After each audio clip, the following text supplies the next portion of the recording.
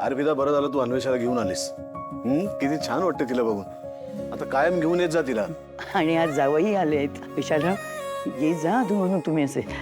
तुमची बायको ना तुम्हाला इथेच जास्त भेटेल. आज तुम्ही आणि आमची अन्विषा दोघंही आहात ना, त्याच्यामुळे आमचा पाडवा ना जास्तच गोड झालाय आज. हो म्हणजे खरंच किती गोड आहे अन्वेषा. आईसारखी दिसते हा अगदी. आता मामा खेळणार आहे त्याच्या भाचीशी. नाही नको, ती शांत आहे तेच बरे. माझ्याकडे आल्यानंतर तिला सवय नाही परत रडायला लागायची. ती खाईल का श्रीखंड? छान श्रीखंडपुरीचा बेत आहे. हा, पण पणजी आजीला द्यायचं नाही. हा, आपल्याला पथ्य चालू आहेत, ती पाळायची आहेत. कपडे पिंट्या खाऊ दे ना मला. आजी अजिबात नाही. आधीच तुझी औषधं चालू आहेत, हालचाल होत नाहीये तुझी. आणि श्रीखंड पुरी खूप हेवी असते, त्यामुळे प्लीज. दादा, अरे तू कशाला टेन्शन घेतोस? आजीची लाडकी स्वानू आहे ना, काळजी घ्यायला तिची. ती सगळं करते. ती सण साजरे करते, ती खायला पक्वानं बनवते, ती सगळ्यांना सांभाळून घेते. हो की नाही स्वानू? हो मग करतेस ती, आणि तेही अगदी मनापासून आणि उत्तम. जानू, तू माझा पाडवा ना उत्तम केलास. म्हणजे तुझ्यामुळे ना मला माझ्या माणसांमध्ये नवीन वर्ष सुरू करता आलं. आता हा पाडवा शेवटचा ठरला ना तरी मला काही वाईट वाटलं नाही, कारण इतका आनंद झालाय ग मला. खरंच खरंच थँक्यू. आजी कशाला असलं काहीतरी बोलतेस ग तू? मग काय. आणि हा आपला पहिला पाडवा आहे. मी आत्ताच आले ना या घरी. अजून खूप पाडवे एकत्र साजरे करायचे आपल्याला. सो पुन्हा असे कुठलेही विषय नाही काढणार ना तुम्ही? बरं बरं, नाही काढणार हा विषय. पण तुम्ही सगळे इकडे आहे ना, म्हणजे आजच्या दिवसाची आठवण म्हणून आपण एक सगळ्यांचा मिळून फोटो काढूया ना. नारायण, नारायण.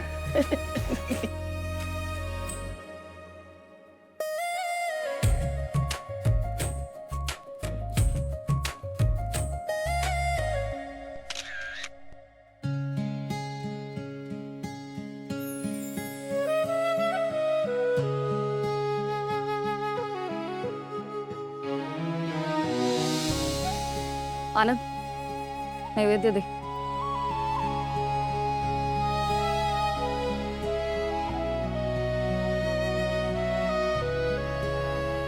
आनंद, अरे नैवेद्य दे. लक्ष कुठे आहे तुझं? माझं कशातच लक्ष नाही निकिता. कशाचा आनंद साजरा करायचा आणि कसा तेच कळत नाहीये. समर आयुष्यात नसेल तर काय करायचं हा विचारच नाही केला कधी. कारण वाटलंच नाही ना समर कधी नसेल आयुष्यात असं. एकतर ना मनातली भीती अधिक काढ, सगळं छान होणार आहे. मला भीती वाटतेय निकिता. आनंद, मनात विश्वास असायला हवा. गुढीकडे बघ, हात जोड आणि तुझी मैत्री मान.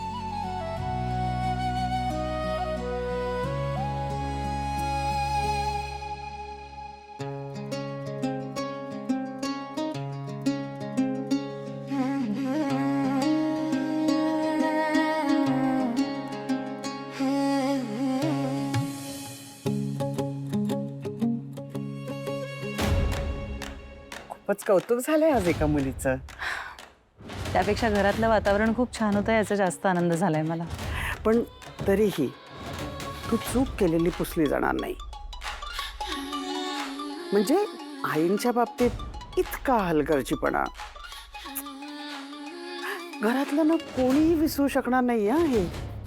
मी सुद्धा नाही विसरणार, कधीच नाही.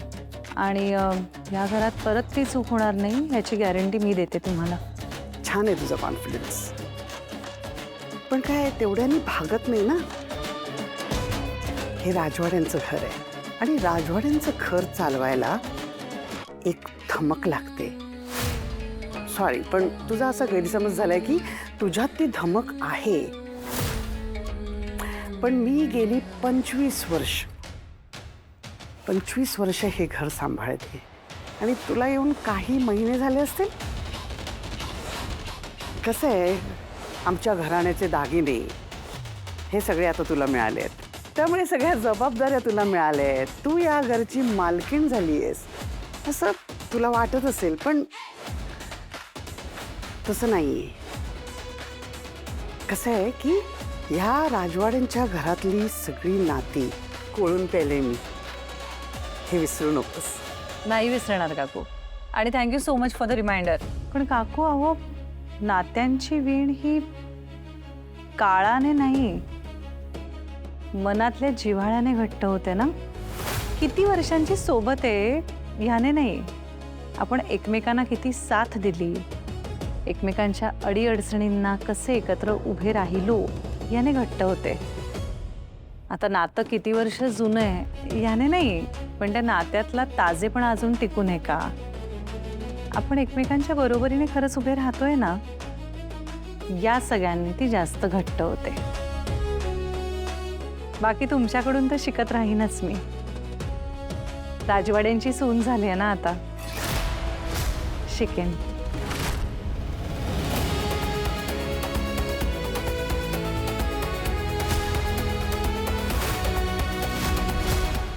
अन्विषाने काही त्रास दिला? वेळेत पोहोचलात ना तुम्ही?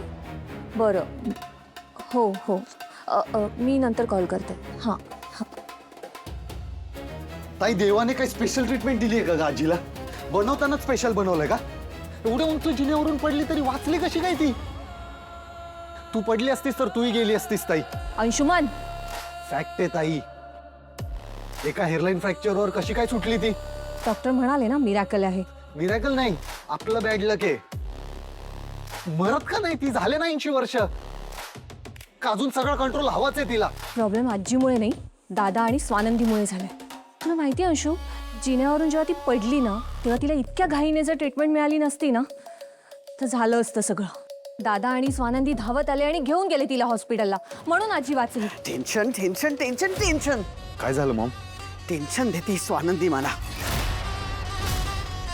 माझ्यासमोर उभी राहायची लायकी नाहीये हिची, आणि माझ्या डोळ्यात डोळे घालून मला उलट उत्तर देते. मम्मा, काय करायचंय आता आपण? लक्षात आलंय माझ्या, त्या म्हातारीच्या आयुष्याची दोरी काय तुटणार नाही. कारण तिचा जीव वाचवायला फक्त समरच नाही, स्वानंदी सुद्धा सतत आजूबाजूला असतात तिच्या. सावलीसारखे असतात दोघही. स्वानंदीच्या बाबतीत माझी चूकच झाली, कारण मी तिला अंडर एस्टिमेट केलं. मी सुद्धा तिला खूप अंडर एस्टिमेट केलं. आता मला चांगलंच कळतंय, स्वानंदीला हलक्यात घेऊन चालणार नाही. सुरुवातीला डगमगत होती ती, पण आता घट्ट पाय रोवून उभी आहे या घरात. आता फक्त म्हातारीलाच नाही, समर आणि स्वानंदीला सुद्धा मार्गातून दूर करावा लागला.